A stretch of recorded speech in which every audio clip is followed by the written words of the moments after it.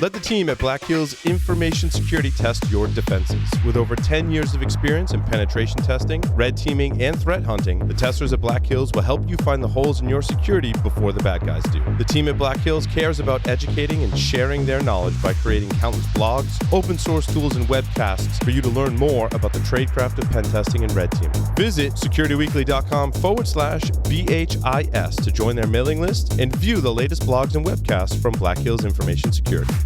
The biggest problem in security that remains unsolved is unprotected attack paths that allow threats to compromise vulnerable targets in the cloud and data center. But traditional microsegmentation is too complex and time-consuming. There's a better approach: Edgewise Zero Trust Auto Segmentation. Edgewise is impossibly simple microsegmentation, delivering results immediately with a security outcome that's provable and management that's zero touch. Driven by machine learning, Edgewise automatically builds policies that protect any application in any cloud without any changes to your network. They provide measurable improvement by quantifying attack path risk reduction and verifying software identity before it communicates to stop application compromises and data breaches. To see how to eliminate your network attack surface, visit securityweekly.com/Edgewise.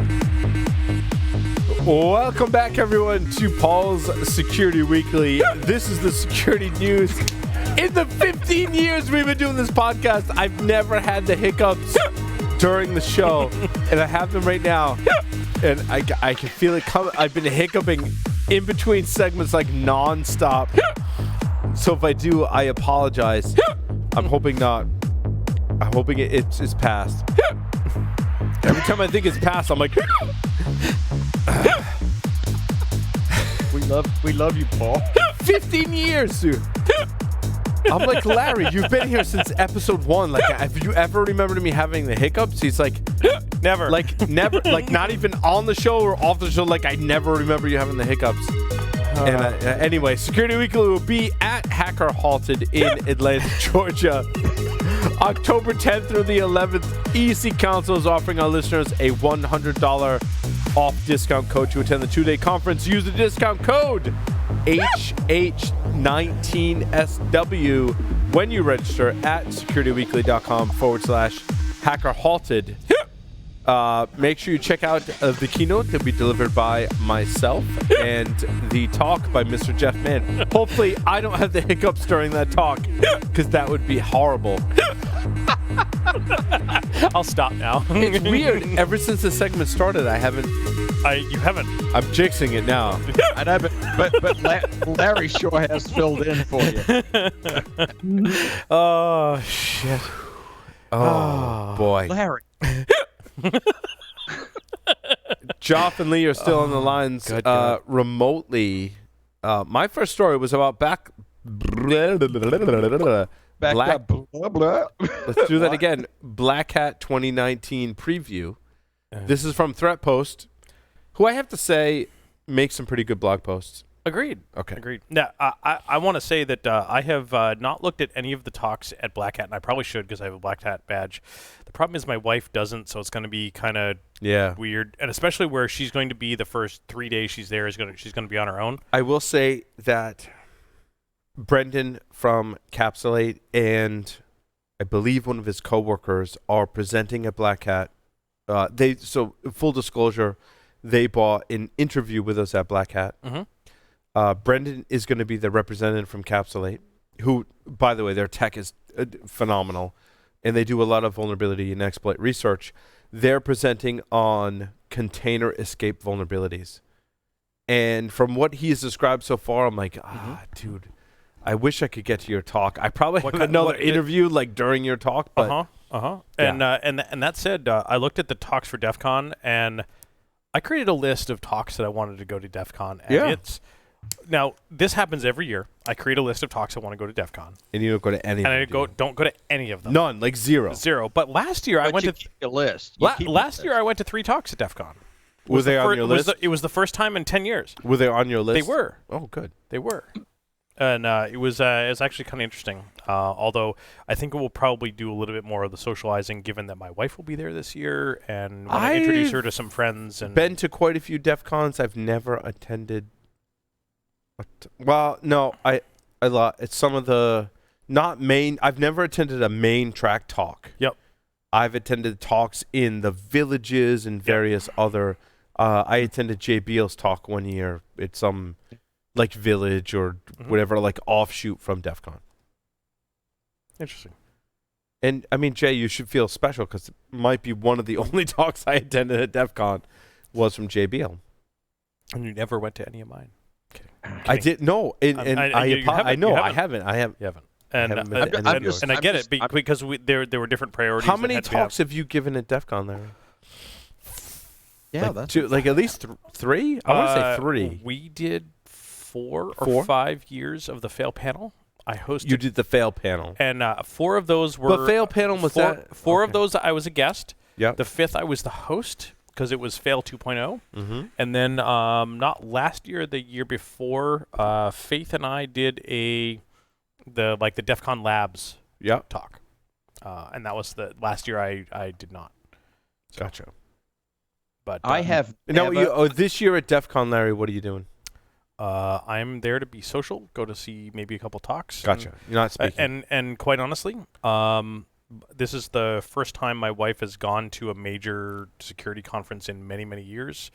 And just ShmooCon when your kids were little. And we're there by ourselves, so we can go party and do what we want. So you have no kid, you're kid-free We're in kid-free, Vegas. And we're going to be there for 10 days in Vegas. Wow. And so you're staying after? Nope. We'll get there for Black Hat. Yeah. I go tomorrow. She gets there Saturday. Oh, so you're there Saturday. And we leave Sunday. So Saturday to Sunday. Yeah, so okay. 8 days. Yeah, 8 days. Yep.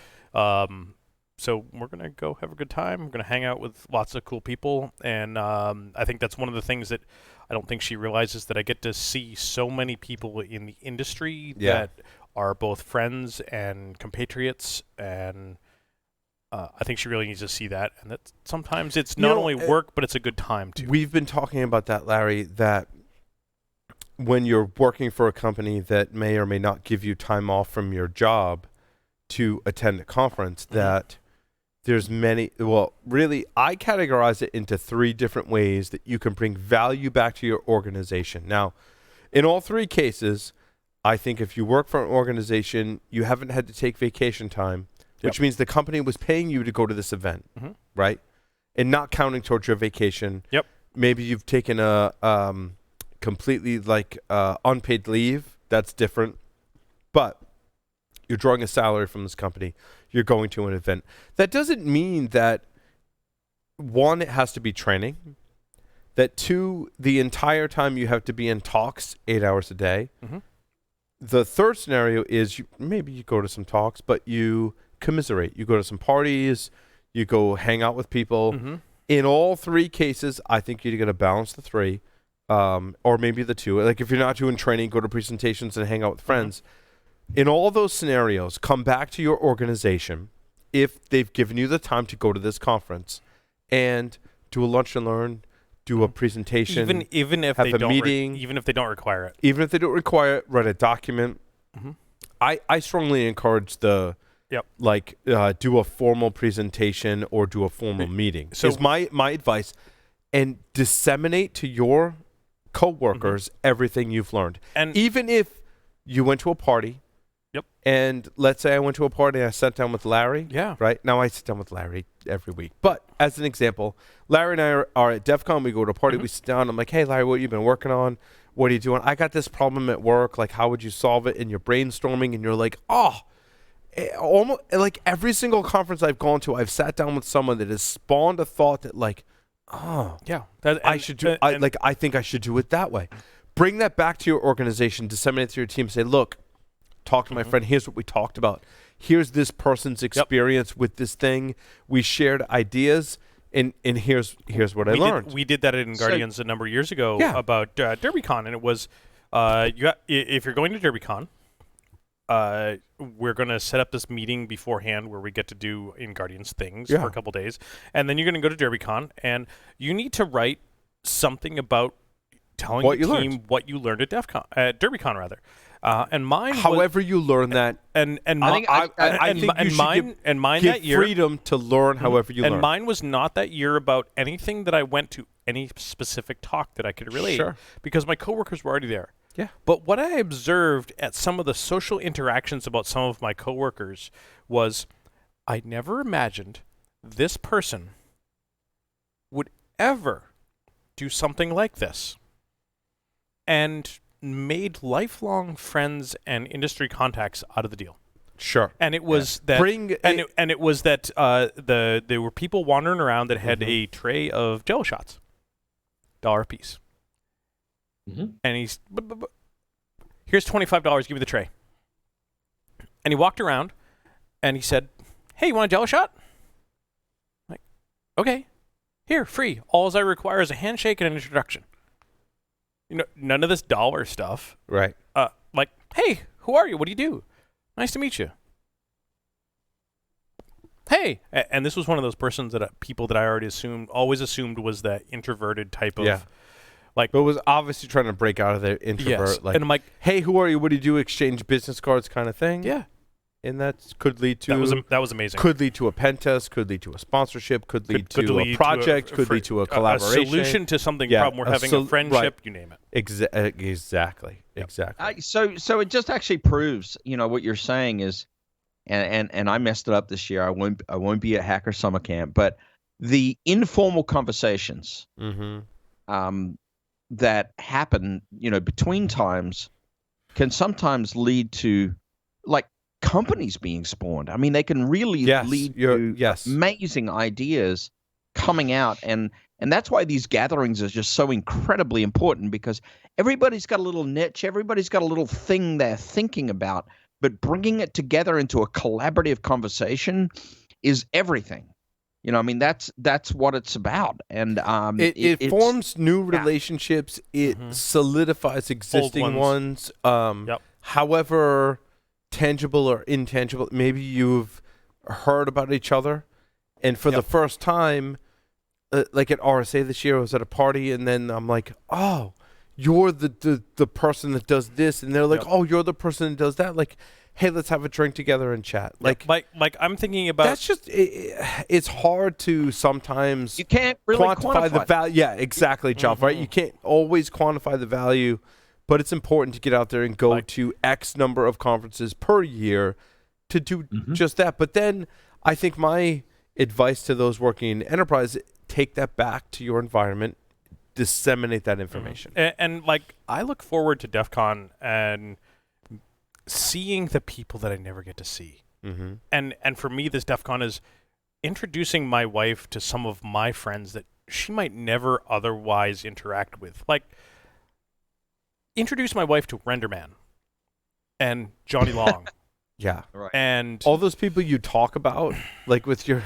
Like, for me, like Dave Kennedy, like my wife's never met Dave Kennedy, and I'm like, and Dave, and I'm like, Shannon, like there's, like, Dave is my friend. Like, yes, we work in the same field, but there's so many people, Dave, and so many other people that I'm like, these are my friends, and right? And Shannon Morris, and the list goes on. Like, people we've been interacting with for almost 20 years, right? For those of us that have been there for that long, but even those that haven't, to form new relationships, right? That's important too. Like that, as much as we can use the digital realm to communicate, it's still important to come together. Face to face. Yep. No, it's funny you talk about that, because I remember last year I was at Wild West Hackin' Fest, and my wife and I were sitting down to breakfast, and Dave Kennedy, like, literally joined us. Hey, can I join you guys for breakfast? Yeah, sure. Now, Joff, really quick Dave Kennedy story. We went to, my dad passed away. We went to my dad's wake. Obviously, I'm there at my dad's wake, and my family and friends are asking me when the family gets there beforehand. It's a whole, I know anyone's experience, it's a whole process when you have this formal, kind of like wake and funeral. Yeah. And the family is the first to arrive like an hour before, right? And my friends are asking me, they're like, Paul, they're like, who are the Kennedys? They're like, do you know, like, the famous Kennedy? I'm like, oh, no. I'm like, that's my friend Dave. They're like, they sent flowers.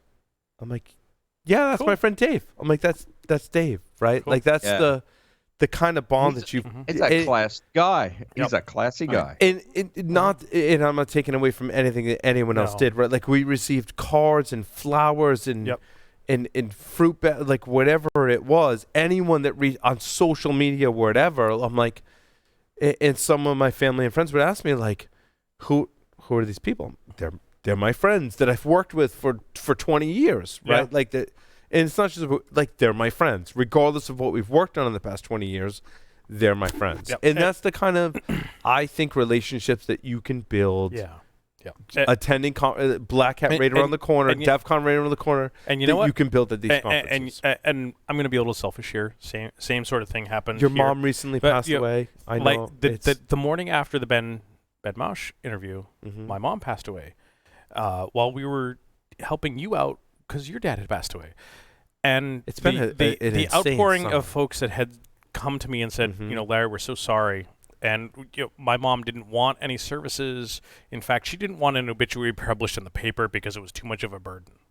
So we respected her wishes, and we didn't do any of that. To each their own, right? Like but still, the folks that said we're so sorry has been amazing. And now that we're both saying this publicly, that both of our parents have passed away.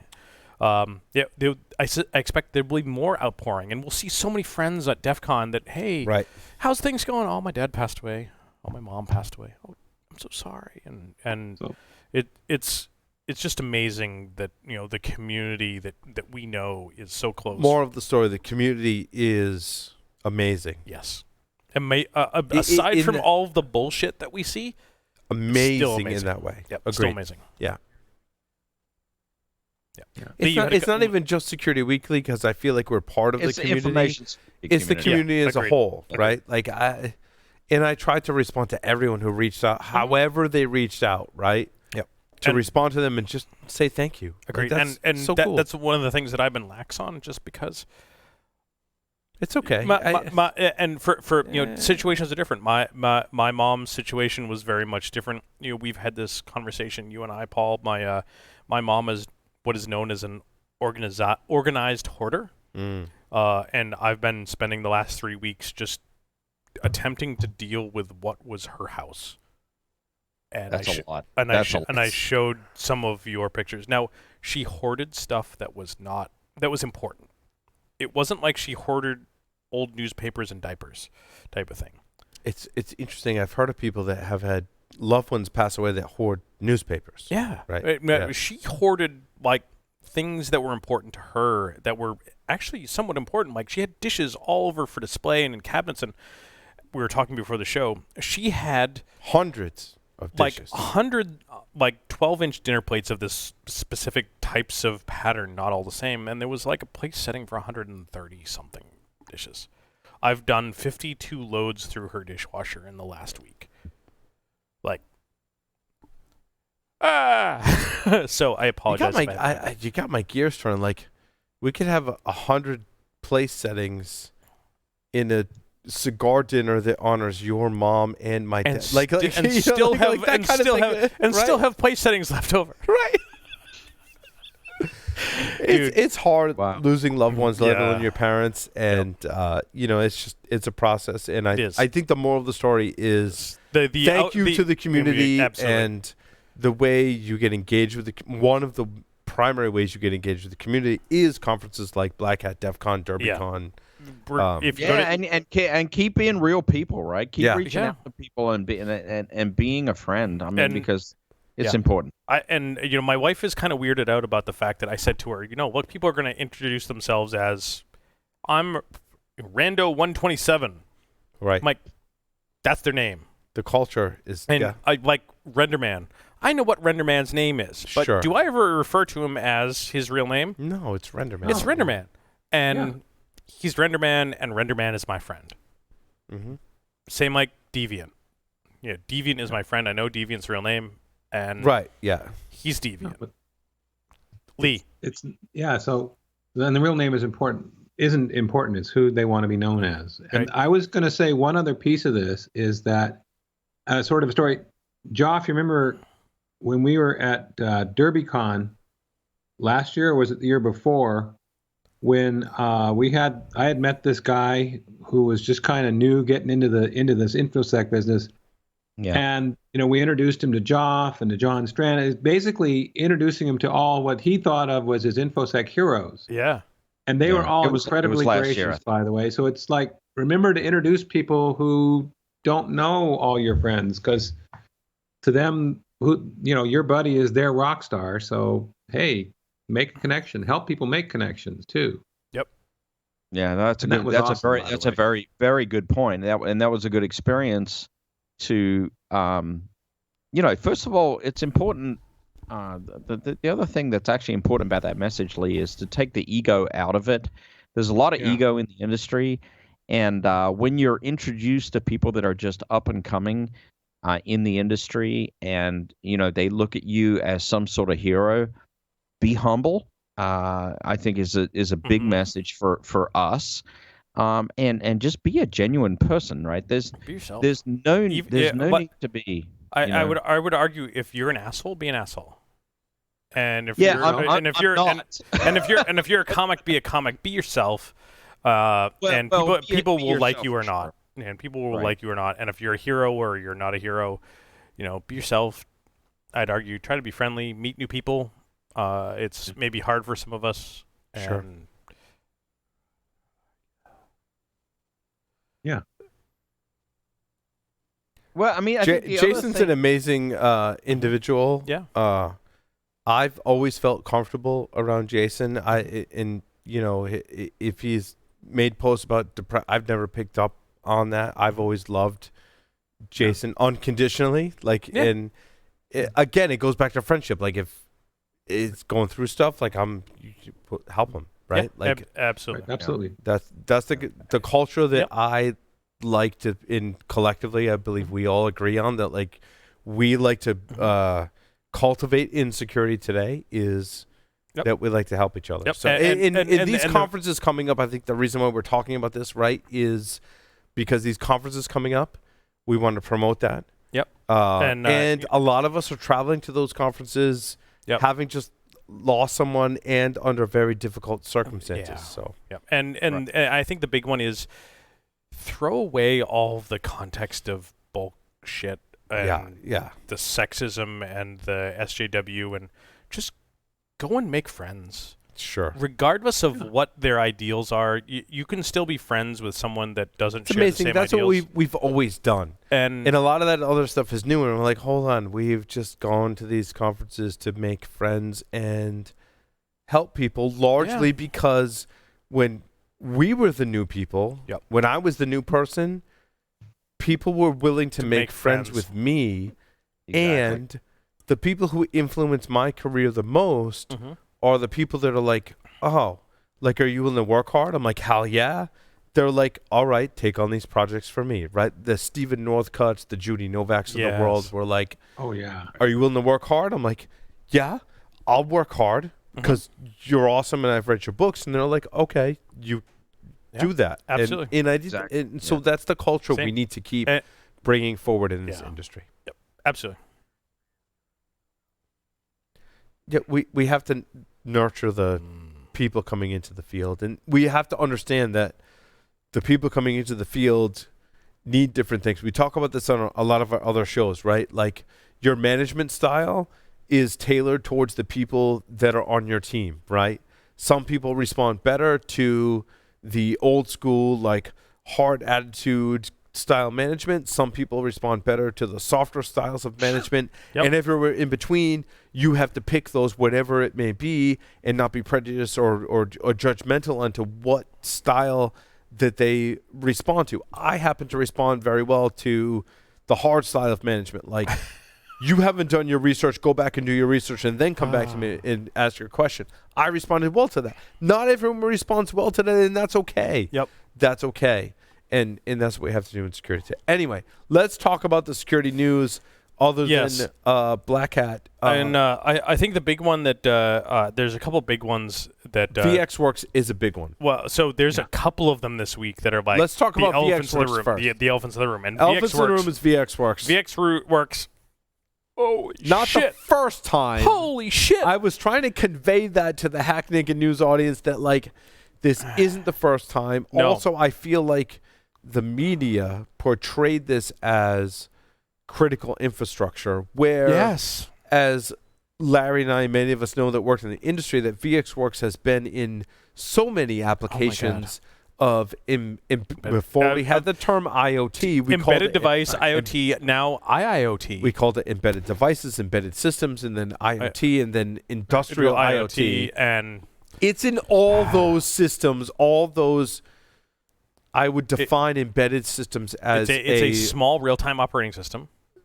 Very well put. Also very purpose-built. Yep. Right? In other words, I'm making a device that's going to be a camera, a thermostat, a camera, whatever the application is, and purpose-built. Proprietary. Not open source. Well, in Vxworks' case, very proprietary. Yes, not open source. Correct.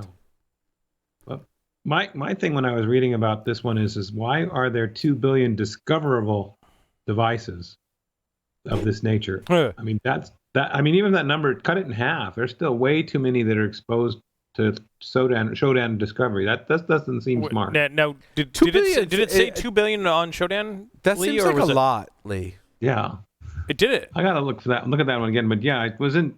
It's mentioned the 2 billion, and I'm like, I caught it. So and that would be my question about where they come up with that 2 billion figure.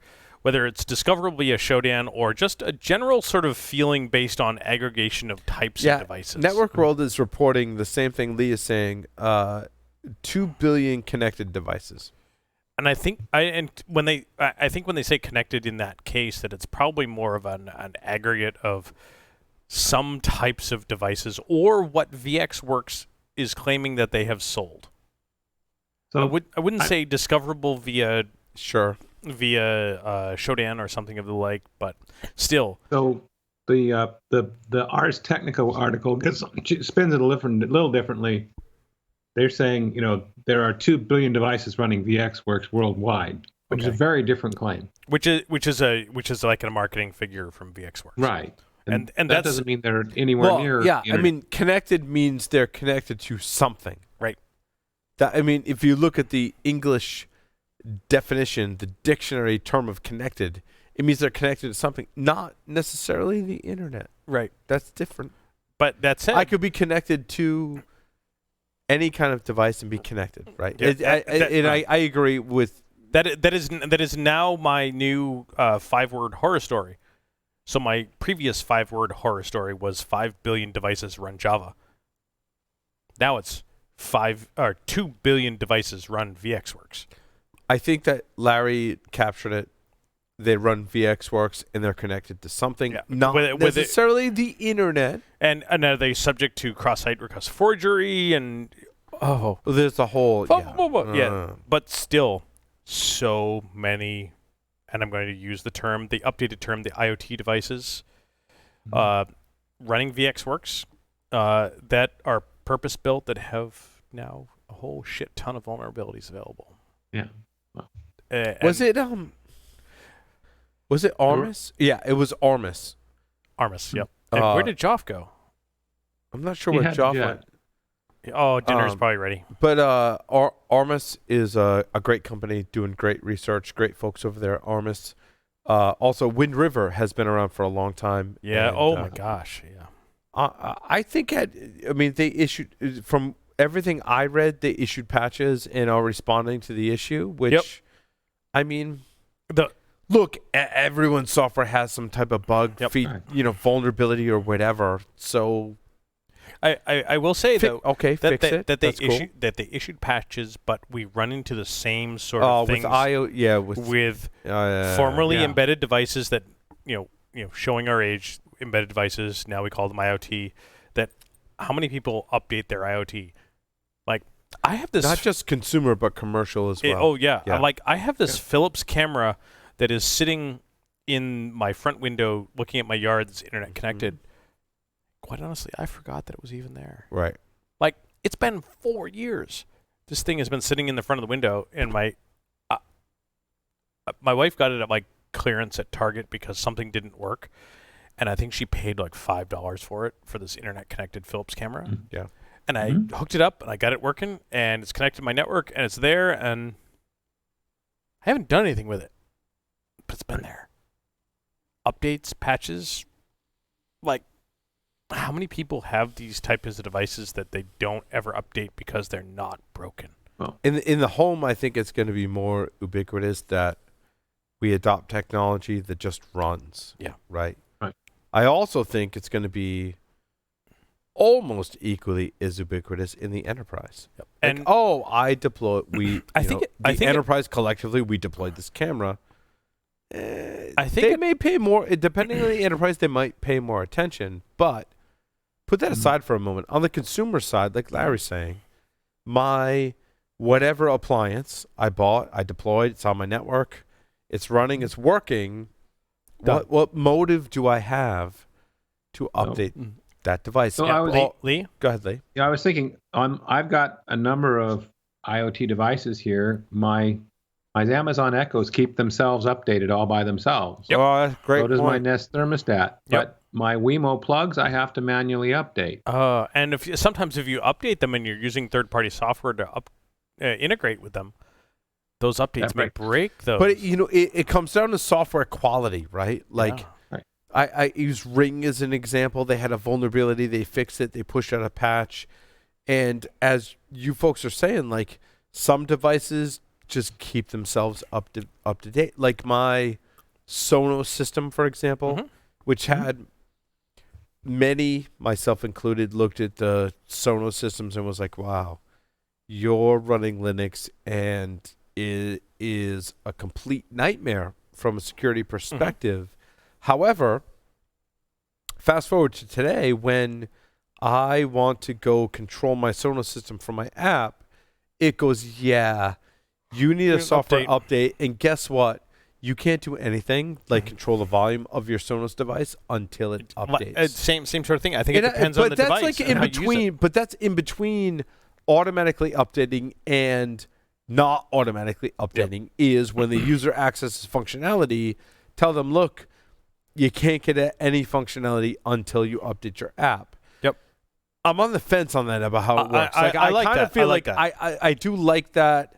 I prefer that your software is so good that you can automatically update. So, however, I don't like that you never update until the user initiates it. So this, like, you can't get access to functionality until you upgrade is, I mean, in all essence, a happy medium. Yep. So my take on this is, and Lee, absolutely, I want you to comment. My take on this is that I think about what I've got for a crappy NAS at home is like the Western Digital MyBook that connects to MyBook Cloud type of stuff. And I maybe need to connect to the web interface to those like once a year. And when I log in once a year, it says, "Oh, you need a security update." I'm like, "Yeah, I'll get to that later. I need to fix this thing because it's not you're working." connecting to it because you want to do something. Right. But my TV, on the other hand, like I start Hulu and it says TVs are totally. I'm like, I start my TV. I go to TV and I start my Hulu so I can watch Lost with the family, and like it says your Hulu app needs an update. And we wait 90 seconds. Yeah. And it's up to date, and you launch Hulu, and it's done. Is it a Samsung TV? Yeah. Yeah. They've had some issues. The OS on Samsung is not so great. Is it Samsung? It is. I'll have to go. Well, in any case, Samsung, it's Android based. Yeah. The Samsung TV operating system there's a different name it begins with a T that I can't remember. tvOS? No, it's not tvOS. It's like Tizen. Okay, yeah. Not Tarzan. Tarzan is not what it is. But either way, I have UPnP turned off on my router, so. What surprised me hold on. So Samsung is one thing. What I really like for home entertainment, and you got a lot of options, right? Tons of options. It costs more money, but I like the NVIDIA Shield. So, you turned me on to that, and I ditched my Shield for this TV, which has the Shield functionality built in, which I can connect to Plex. But is that a Samsung operating system? It is. Yeah. And I still have my NVIDIA Shield, so if you want one, I do, because I got a new TV going to my house, so I totally take it. Totally. Because what I like about the NVIDIA I'll Shield totally sell you one on the cheap. Absolutely. I would buy it for you. But that's the thing. It's a great point, Larry. NVIDIA Shields, the entry point is $200. Right? So, like your Fire Sticks are like $30, $40, right, from Amazon.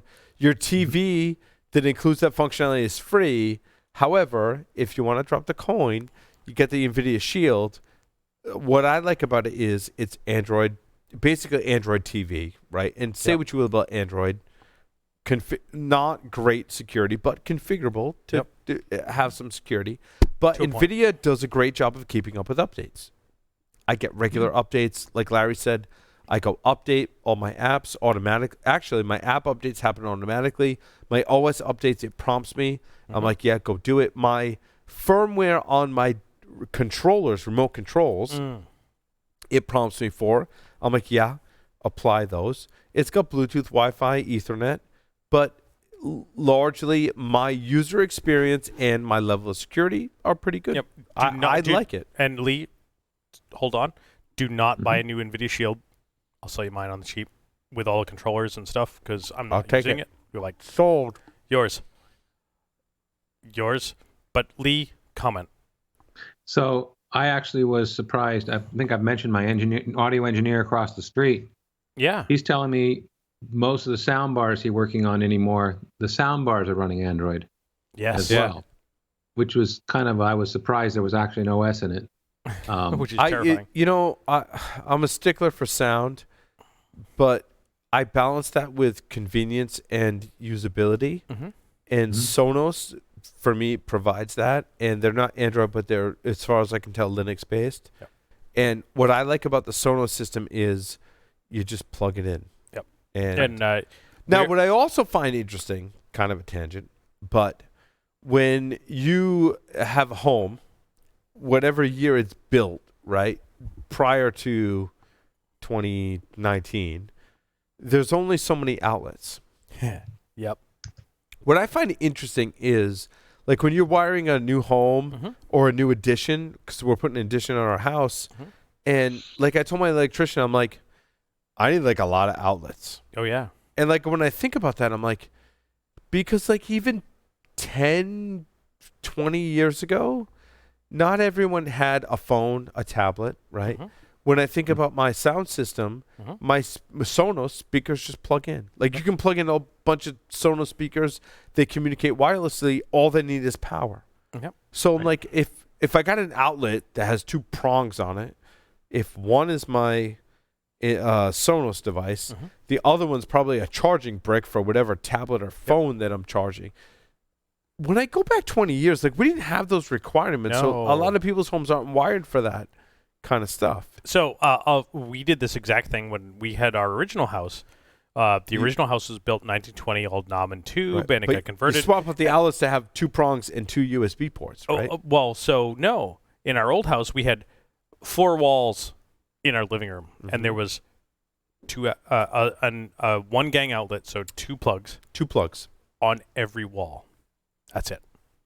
And there was one wall that had a door in it where the outlet would be, so there was 3 in the entire, and no overhead lights. Right.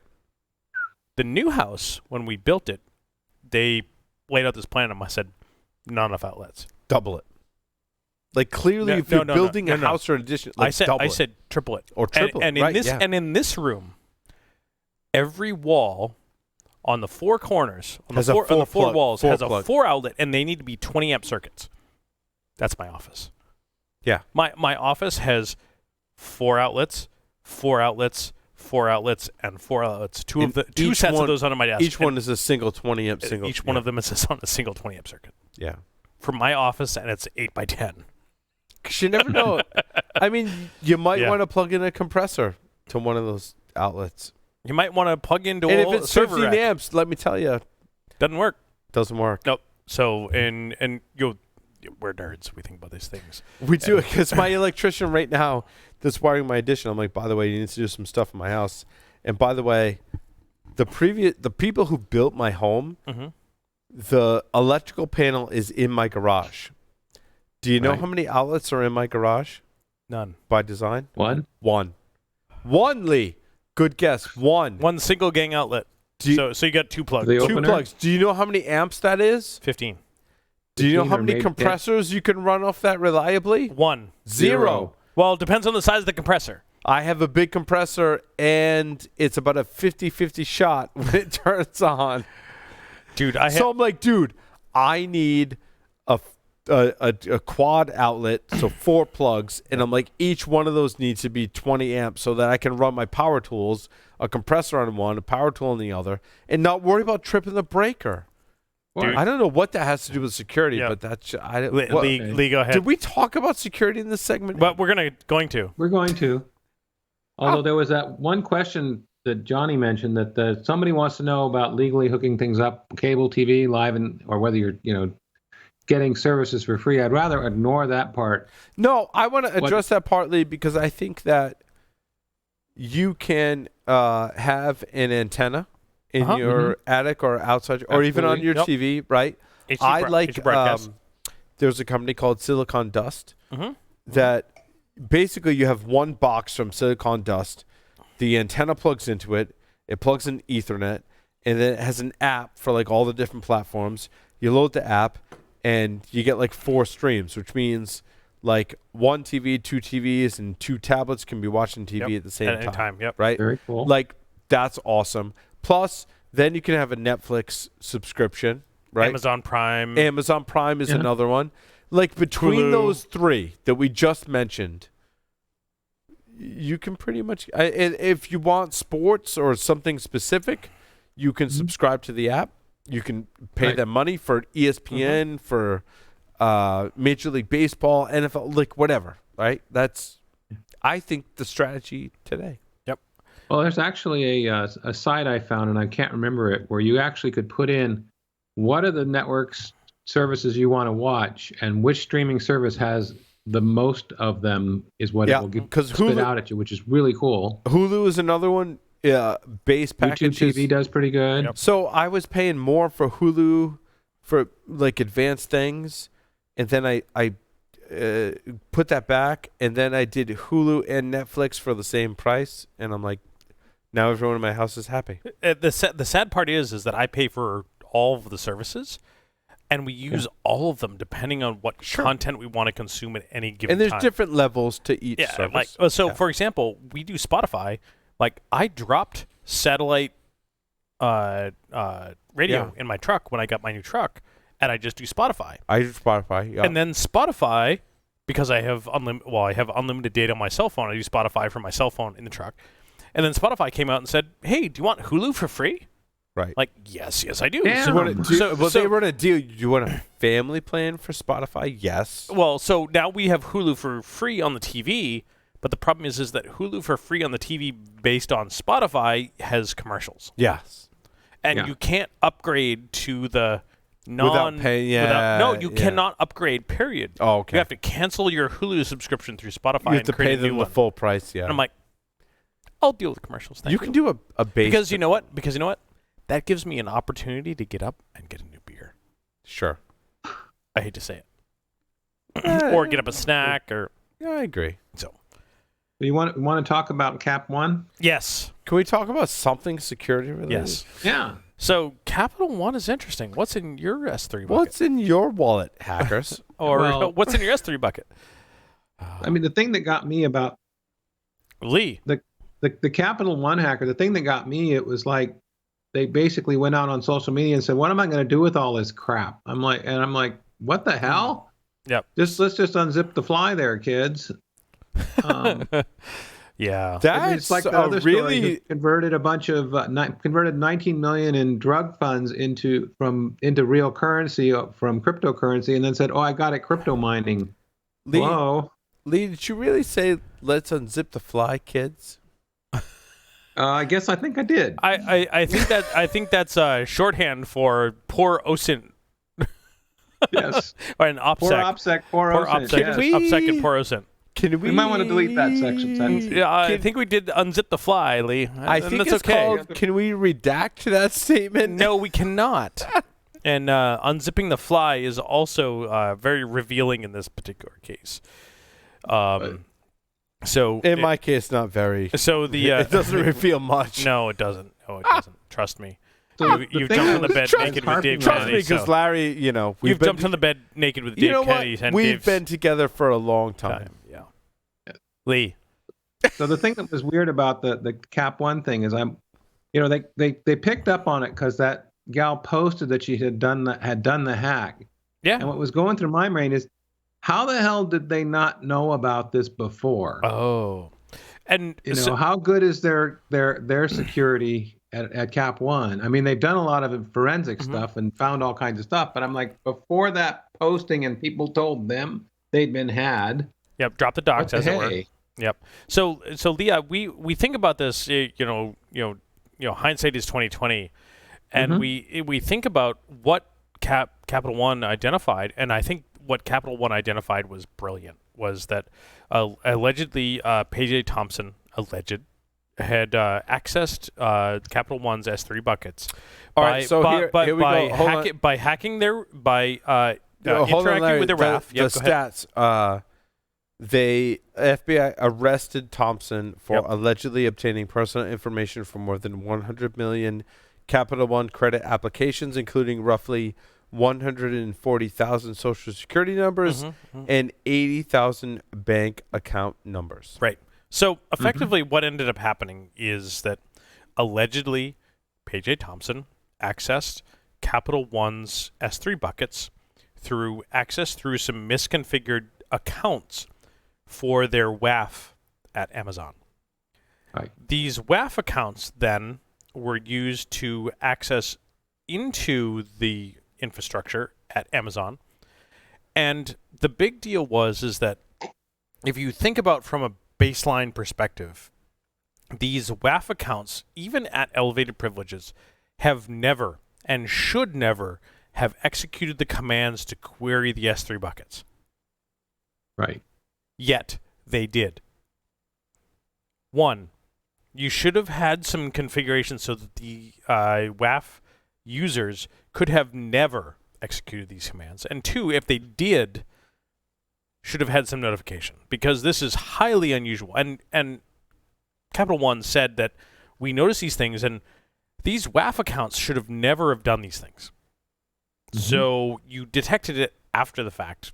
Maybe detecting it while it was happening might have been important. I just want to this is a thing that is very difficult to do in real time, just because many organizations aren't at this level of notification and observation. This is an ethical issue in our industry that the article states that one article from securityweek.com states that she believed the hack could bring her attention, respect, and a new job. Agreed, because she was unemployed. She had previously been employed by Amazon working in their S3 department. Like, a data breach is not a way to get a job. I'm sorry. Like, violating the law in the U.S., not a way to get a job. There was maybe in early 90s, late 80s. Hold on. That happened. I'm not saying it was the right thing to do, but that happened. Today, when we mentor the youth of today that are getting into this field, violating the law is not the way to do it. Is no way, shape, form, or fashion the way to get a job in information security. If you have skills, the aptitude, attitude to come into this field, find a mentor. It's a different path from violating the law. However, I have heard rumors, unsubstantiated rumors, that in this case that there was a bug bounty program, and that P.J. Thompson was participating in this bug bounty program, but chose not to disclose this via the bug bounty program and chose to dox. Okay, huge mistake. Yeah, huge mistake. Not the way to do it. And I don't know if this is even the case, but this is rumors that I've heard. Oh, if it's the case or not. If you're part of a valid bug bounty program, you need to read and follow the guidelines for that bug bounty program to the T. If you do find something, report it through that bug bounty program.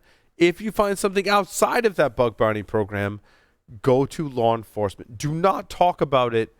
Much of what this article states about it, talking about it online and with her friend, do not do that. Talk about it with a person who is trusted. Report it to Capital One. Go to your local law enforcement that will report it up through the chains and say, look, I found this thing. My motive is I want to see this company be more secure. I would like to report this through valid if you run into a roadblock, don't post it online. I think that's the big mistake that people make. Well, in this case, come to someone who can help. And we feel that, in full disclosure, we feel that these questions like, look, I found this thing. What do I do? Look, we're going to get you in touch with someone who's going to help you. Let's put it this way. We do not want to be in the position. We don't want to be, but if we are, responsibly disclose these vulnerabilities to the company is what we're going to help you with. It's not like a post it online, disclose it kind of thing. You need to responsibly disclose what you found and have it go through the appropriate channels such that any negative repercussions don't come back to you. Yep. And I understand, many of us, Larry, myself, others included, either have been in that situation or have had friends, very close friends in that situation. And it's a slippery slope, and I get it. But it's very, I think, I don't want to say it's easy to navigate, but it's a situation that you can deal with without legal repercussions. Yep. If you deviate from that plan, you could be prosecuted U.S. law or whatever country law that you're dealing with, as opposed to persecuted. And once that happens, that's hard to come back from. Yep. Lee, comments? I was just going to say, many people on the show have been in that situation, and certain individuals have been prosecuted under the law and come on the show, and 100% of the time has advocated for don't do that, right? Well, I think you're really responsible disclosure, ethics. Those are key when you're dealing with a vulnerability. Blatting it out on the internet, bad, or making up something else. You got to take it to the right place and be straight, be honest. Just here's what was going on, like you said. Yeah. But Lee, it's not always. It's not always a binary issue either. And the sad and the sad part is when you sometimes the company doesn't want that to come to light. Right. Sometimes what you found they may dispute, and there's gray areas in there. And every situation is unique. However, morals and values are the foundation for what we're talking about. And the sad part is that it used to be that, oh my God, OMG hacks, and you get hired by said company for hacking your shit. But wait. Now it's OMG hacks to said company. Right. And they hire you anyways. Because you disclosed it properly to that company. Right. And they have respected your discretion and advice. I will say today there are still gray areas in this process. Absolutely. However, please rely on senior people who have done this for a long time. We in the past have done interviews with the Loft. We have done interviews with people who have actually been convicted of crimes. We have also made who have been totally let off the hook. Yep. Some of them have served time. So, they've all given their advice. Yeah, we have also made our own mistakes and admitted it publicly. Yep. Yes. Yep. Absolutely. Been there, done that. And so ask advice. Yes. Yes. Don't.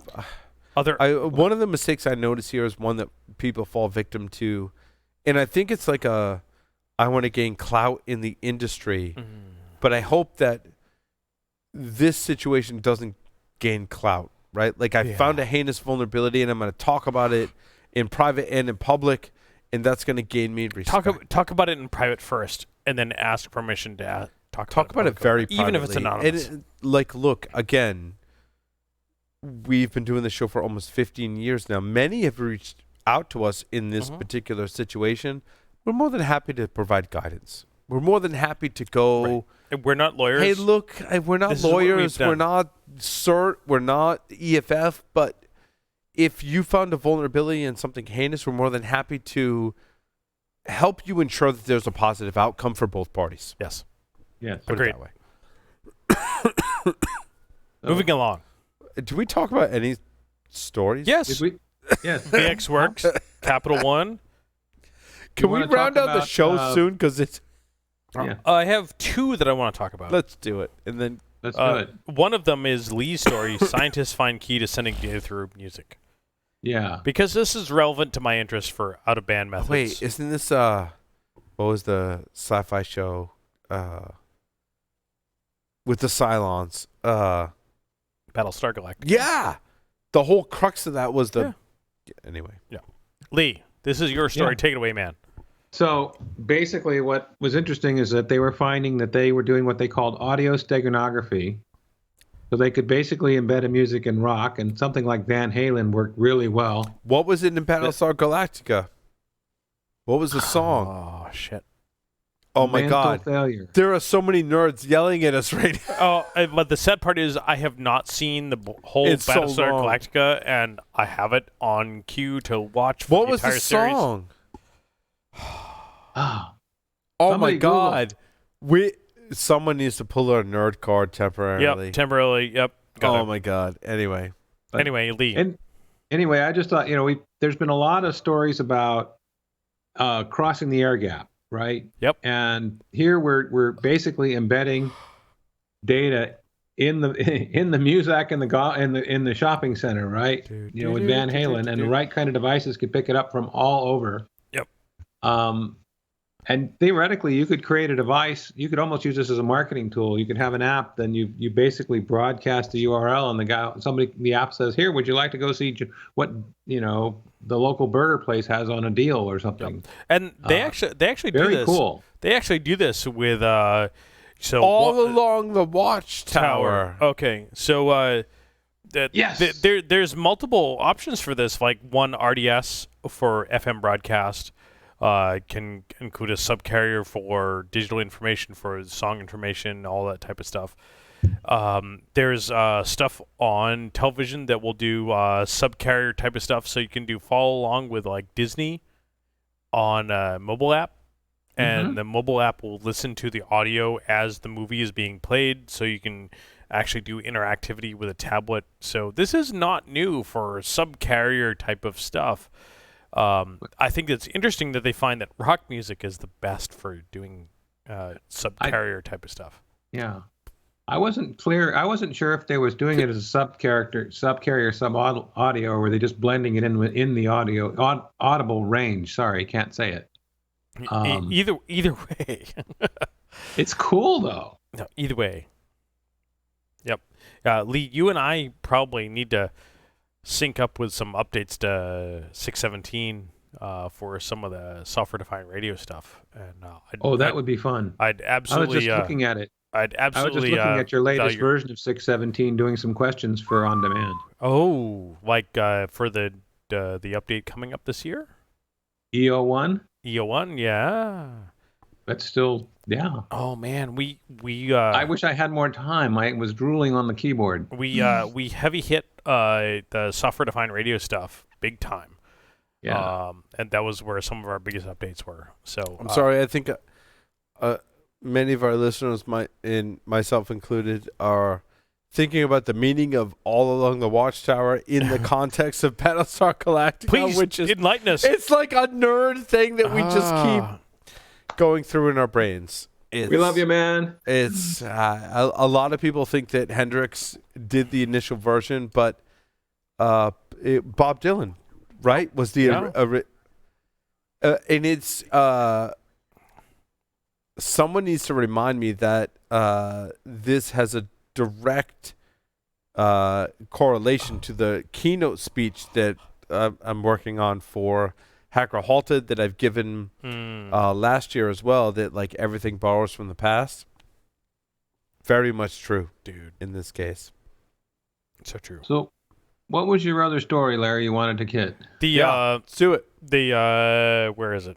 Lee, it's your story. Crap, where is it? Number 8.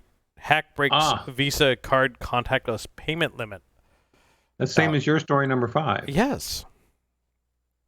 And I was actually thinking of you when I found this story. It's basically they found a hack that on the contactless read where there's supposed to be a limiter so that you can only do, what is it? In the UK, it was like 30 pounds. Here in the U.S., it's $100. It's $100. But they found here in the U.S. ATM limits? No, contactless payment.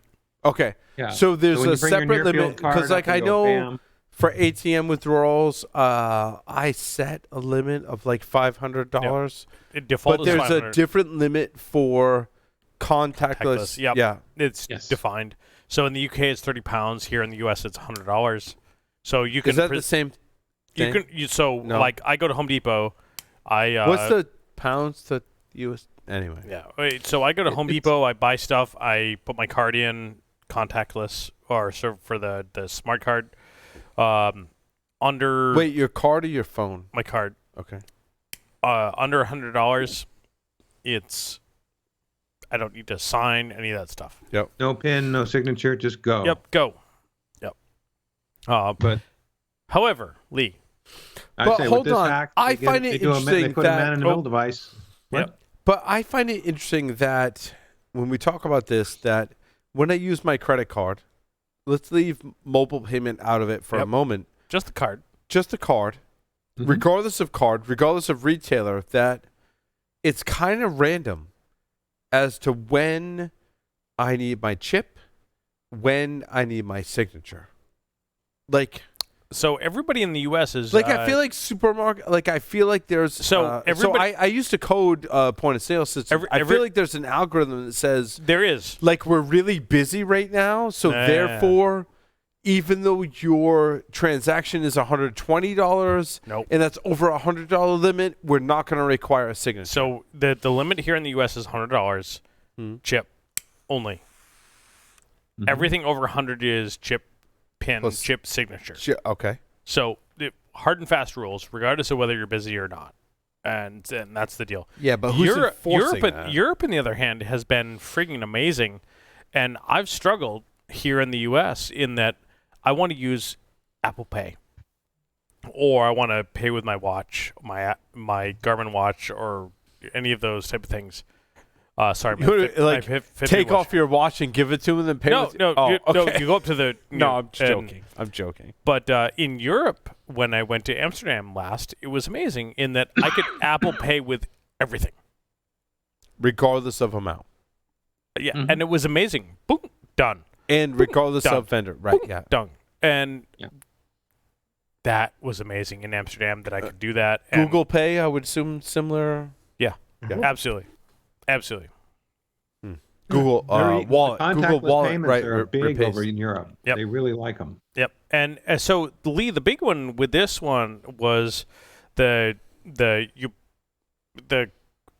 contactless payments was that they were doing man in the middle, and this man in the middle was quite amazing in that these are not the droids you're looking for. You provide the card to the terminal. And the terminal would say, hey, we have an amount over 30 pounds, $100. And they'd say, don't worry, we've authenticated this via other means. And they'd say to the card, oh, card, you don't need to authenticate this because you don't need to worry about this stuff. These are not the droids you're looking for. Hey, card, these are not the droids you're looking for. Hey, reader, don't worry, we've already taken care of this. You know what brings me joy every single day that has nothing to do with security and everything that and what me being a Star Wars nerd. Yep. And Lee and Shelly, thank you for the polo. Oh hell yes, same. My sons thought that was awesome. Now my youngest son, whose name happens to be Luke. Yep. Yeah. Every day I look at him. And whether I'm saying goodnight or I'm saying goodbye, I'm going to work, I look at him and I'm like, Luke, I love you. He looks me right in the eye. And you know what he says? You are my father. Nope. No. What does he say, Larry? Come on.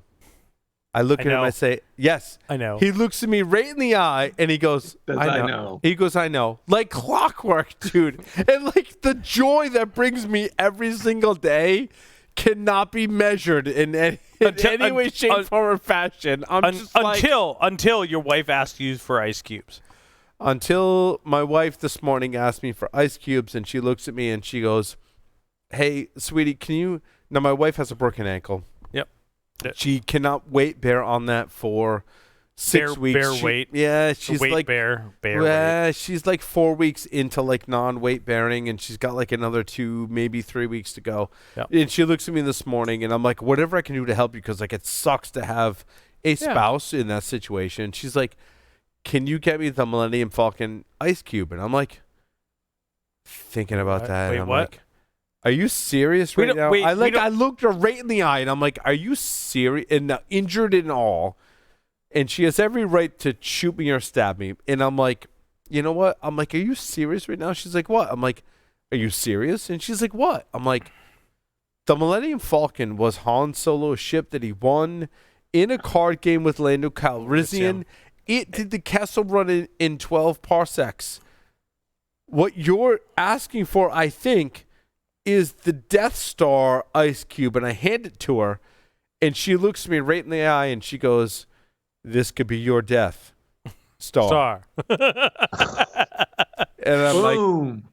like, yeah, okay, I'm going to give you your iced coffee, and I'm going to work right now. So running out of the house. So Kristen, my wife, would be very similar in that she would ask for similar types of things in that, I was into Star Wars and she was into Spaceballs. My kids love Spaceballs. Like, so Boba Fett's ship, Slave One, was the hair blow dryer. That's shit. What have I done? I let my kids watch Spaceballs, and then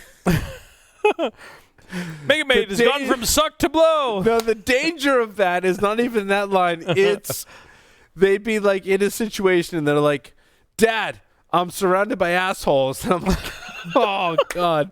It was way too soon to let you watch that movie. So I'm like, "But I really think that's funny." So. On a related note, our 6-year-old, you heard the story about that the United States has renamed natural gas to freedom gas, or molecules of American freedom. Hadn't heard that. No, so DOE renamed, because of our export laws, has renamed natural gas to molecules of American freedom, or freedom. So every time our 6-year-old farts, she is releasing natural gas, methane, and she says, "Freedom!" instead of "excuse me." Dude. Seriously, our 6-year-old farts and says, "Freedom!" That's the greatest thing I've ever heard. Freedom! I think that's awesome. There is nothing that could top that. With that concludes this episode of Paul's Security Weekly. Larry, take us out with some freedom. Over and